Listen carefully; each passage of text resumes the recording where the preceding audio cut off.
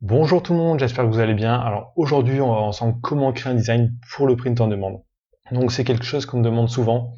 Donc on me demande des logiciels pour créer des designs. On me demande de faire un tuto pour montrer comment faire. Donc là, aujourd'hui, je vais créer un design en live avec vous. Un design qui pourrait très bien se vendre pour que vous voyez un peu les étapes et que vous puissiez faire pareil. Et vous verrez que c'est pas très compliqué en fait. Donc on va utiliser un outil totalement gratuit et en ligne. Donc moi d'habitude j'utilise Photoshop pour créer mes designs, mais pour cette vidéo je voulais trouver un outil un peu totalement gratuit et en ligne. Justement quelqu'un hier a laissé un commentaire sur la chaîne avec un outil. J'étais voir par curiosité et en fait c'est un clone de Photoshop en ligne et totalement gratuit. Donc il n'y a même pas besoin de créer de compte et l'outil est hyper complet. Donc je vais faire le tuto avec ce logiciel. Et à la fin de la vidéo je vous donnerai aussi d'autres logiciels gratuits et payants que vous pourriez utiliser. Donc déjà dans cette vidéo, qu'est-ce que je vais faire comme design? Je vais faire un classique, donc un t-shirt, je peux pas, j'ai pêche. Donc c'est l'un des designs les plus faits dans le print on demand. Hein. Toutes les boutiques en ont, des je peux pas, j'ai pêche, j'ai piscine, ou apéro même. Bon là il y a tellement de personnes qui ont créé ce design que c'est peut-être un peu compliqué de mettre de la pub dessus pour être rentable, mais c'est un design qui plaît. Donc moi je vais faire je peux pas, j'ai pêche. Donc l'outil c'est photopea.com, donc photopea.com. Donc c'est totalement gratuit, c'est un clone de Photoshop. Donc vous arrivez sur cette page là on peut fermer là ce truc là, et ça ressemble exactement à Photoshop. Donc la première fois que vous le lancez, par contre il est en anglais, donc si vous voulez le mettre en français, vous allez dans plus, et langage, et là vous sélectionnez français. Comme ça vous aurez la même interface que moi. Donc ensuite, il va falloir créer un nouveau projet. Donc vous allez dans Fichier, Nouveau.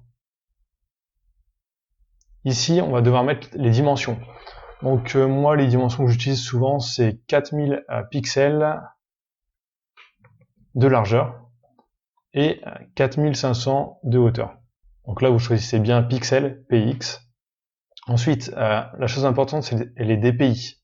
Donc les DPI, en fait, c'est le nombre de pixels sur, je crois que c'est la surface d'un pouce ou un centimètre carré.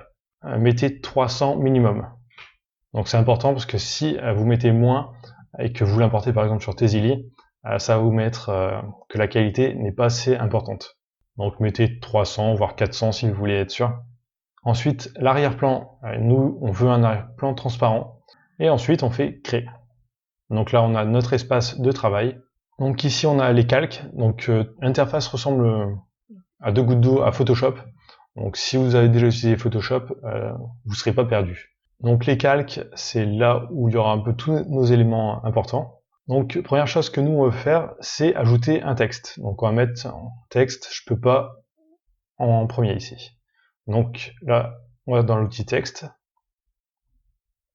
On va dessiner un carré là, comme ça, avec la souris. Donc là, la taille de la police 24, ça va être très petit, donc on verra même pas le texte, donc du coup je vais mettre 800 pour voir. Et je vais taper mon texte, donc je vais mettre je peux pas.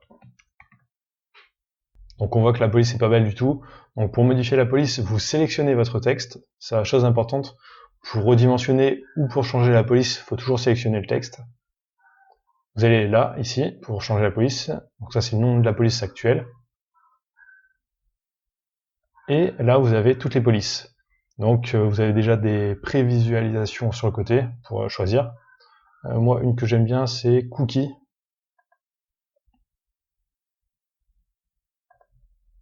Donc je trouve qu'elle ressort plutôt bien. Pour mettre sur des t-shirts, c'est plutôt pas mal. Donc là elle est trop petite encore, du coup je vais changer. Je vais mettre 1100, je fais entrer. Encore trop petit, 1200. Donc là, la taille me va. Donc pour le centrer, là, on prend cet outil-là, donc l'outil souris là, et on peut faire ça, et on voit qu'il y a un guide, donc il y a un trait rouge qui se met. Donc là, quand il y a le trait rouge, c'est qu'on est centré. Ensuite, ce que j'aimerais faire, c'est mettre une image, en rapport avec la pêche, juste en dessous, et je vais mettre ensuite encore du texte en dessous. Donc avec je peux pas, le G pêche, il y aura juste en dessous l'image de pêche. Donc pour trouver des images libres de droit que vous pouvez utiliser pour vos designs, il y a un site qui est très bien, c'est Pixabay. Donc Pixabay, c'est une banque d'images en libre de droit et gratuite. Donc vous pouvez utiliser toutes les images qu'il y a sur cette plateforme. Vous pouvez les mettre sur des t-shirts, sur des blogs, enfin sur n'importe quoi. Et même des supports où vous pouvez gagner de l'argent, comme les t-shirts. Donc on va mettre pêche. On fait OK. Donc là, dans les photos, donc nous, on veut pas de photos. On veut des images vectorielles ou illustrations. Donc là, on clique ici, image vectorielle. Donc là, on a quelques visuels. Donc moi, il y a le poisson là qui me paraît plutôt pas mal.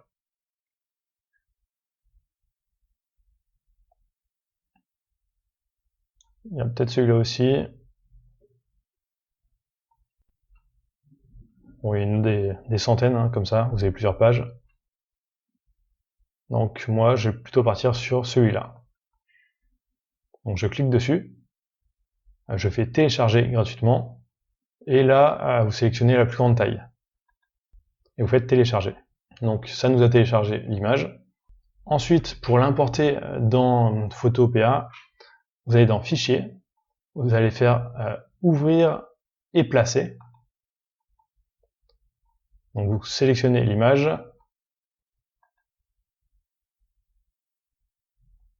Donc là, l'image apparaît ici. Donc là, on peut la redimensionner. Donc là, on se met dans un coin. Bon, on voit par contre qu'on peut le déformer. Donc ça, c'est pas top. Mais je vous fais voir un peu comment on peut le remettre aux bonnes dimensions. Donc là, il y a 3 petits traits en haut. Donc garder les proportions. On clique dessus et ça nous rechange, enfin ça nous remet les proportions qui sont bonnes. Donc là, je le centre. Donc là, ça me paraît pas mal. Et du coup, je fais OK, confirmer. Ensuite, je vais mettre la même police avec gpêche. Donc, pour trouver la même police et sans avoir besoin de recréer une zone de texte, je retourne sur mon calque, je peux pas, donc ici. Je fais un clic droit et dupliquer le calque. Donc là, en fait, j'ai 2 fois je peux pas qui est superposé. Donc je reprends l'outil souris et je glisse. Ensuite, pour changer le texte, je clique 2 fois sur le carré blanc là. Et je vais mettre gpêche. Et je fais confirmer. Et voilà, là je trouve que ça fait déjà plutôt pas mal. C'est le type de design qui pourrait se vendre. Donc ensuite, si on veut l'exporter en PNG, donc pour le mettre ensuite sur d'autres sites, ce qu'on peut faire, c'est cliquer sur PNG là, mais attention, on va d'abord sélectionner tous les calques qu'on souhaite exporter. Si on sélectionne qu'un calque, ça va nous exporter qu'un seul calque. Donc là, on sélectionne les 3 et on fait PNG. Donc là, ça nous l'a téléchargé. On peut l'ouvrir pour aller voir. Et là, on a notre design qui ressort plutôt bien. On va voir comment on pourrait l'améliorer un peu aussi. Donc on pourrait, pour l'améliorer, mettre un texte un peu incurvé. Donc un peu incurvé comme ça au-dessus et l'inverse en dessous. Donc là, on va retourner sur le calque, je peux pas. Oui, je peux pas ici. Donc on le sélectionne. On clique 2 fois sur le carré blanc et on fait déformation. Ici, dans style, on va faire arc. Donc il y a plusieurs motifs différents. Donc là, on voit que c'est un peu trop hein, quand même. Donc moi, je veux juste un léger arrondi. Donc là, de 18%, ça me paraît pas mal. On voit du coup que le texte dépasse, donc il faut le redimensionner. Donc là, c'est plutôt pas mal. Et je vais faire la même chose avec celui du bas, mais en sens inversé. Donc je sélectionne le calque, double-clic sur le carré blanc, je fais déformation, donc ici style, donc après il y a différents styles, un style gonflé, tordre, enfin il y a pas mal de choses différentes. Moi je vais rester sur arc. Donc là je veux que ce soit inversé, du coup je me mets de l'autre côté. Donc là, à moins 14%. Donc je vais diminuer juste un peu la police, je le recentre, et voilà. Donc ça fait pas une énorme différence, mais visuellement sur un t-shirt, quand même, on peut voir, enfin ça tire un peu plus l'œil quand même, qu'un truc tout droit et bien carré. Donc là, il est très bien, on pourrait l'exporter. Par contre, quelquefois, vous avez des designs qui vont pas jusqu'en bas, enfin ils n'utilisent pas toute la longueur. Pour moi, c'est important d'utiliser toute la largeur, parce que comme ça, vous aurez une bonne qualité. Mais c'est pas important d'utiliser toute la hauteur. Donc si, par exemple, vous voulez enlever, parce que c'est une zone blanche, et ça peut être un peu chiant quand vous importez sur des sites, quelquefois. Donc là, on va voir pour recadrer ça un peu. Donc on va aller dans Images, Rognage, et là, ça nous enlève toutes les zones blanches qu'il y a autour. Donc comme ça, on sera libre de le placer où on veut vraiment, sans être emmerdé sur les marketplaces. Donc si vous avez fait une erreur à un moment, que vous avez changé une police qui ne va pas ou un truc comme ça et que vous voulez revenir en arrière, vous pouvez faire édition, annuler et restaurer, et ça revient en arrière. Donc ça permet d'éviter un peu les erreurs et de perdre du temps. Donc ensuite, dernière chose qu'on va voir, c'est là c'est en noir, tout est en noir. Donc si c'est très bien si on va le mettre sur un t-shirt blanc ou clair, parce que ça ressortira bien, mais si vous le mettez sur un t-shirt noir, c'est dégueulasse. Donc on va un peu pour changer la couleur. Donc là on retourne sur les polices, donc on sélectionne. Ici vous avez un carré noir. Vous sélectionnez le blanc. Vous faites OK. On sélectionne aussi là. Ici on fait pareil.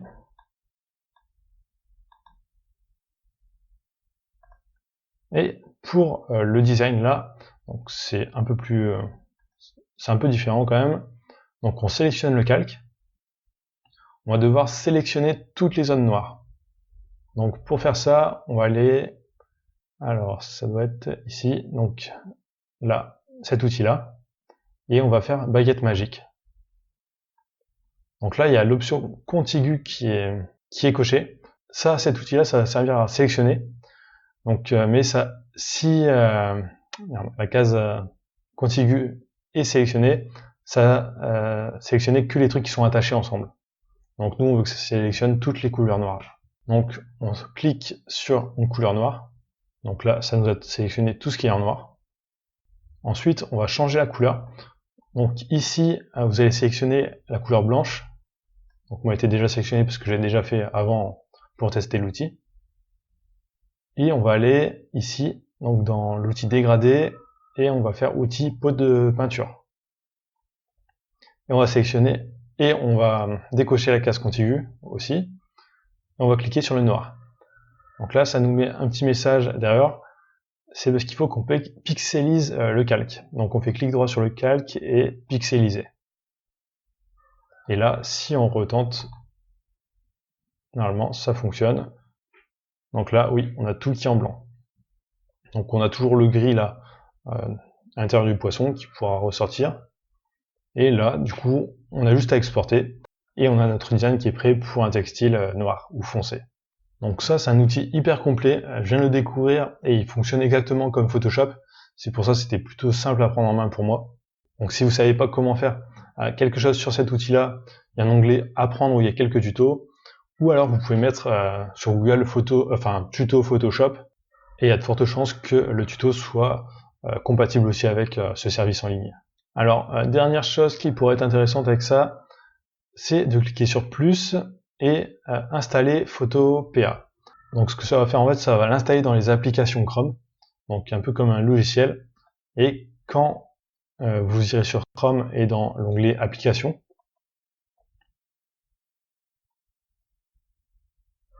là il apparaîtra ici. Et vous aurez juste à cliquer dessus et ça va l'ouvrir en grand en fait, comme si c'était un logiciel et dans une fenêtre à part du navigateur. Donc c'est vraiment comme si c'était un logiciel.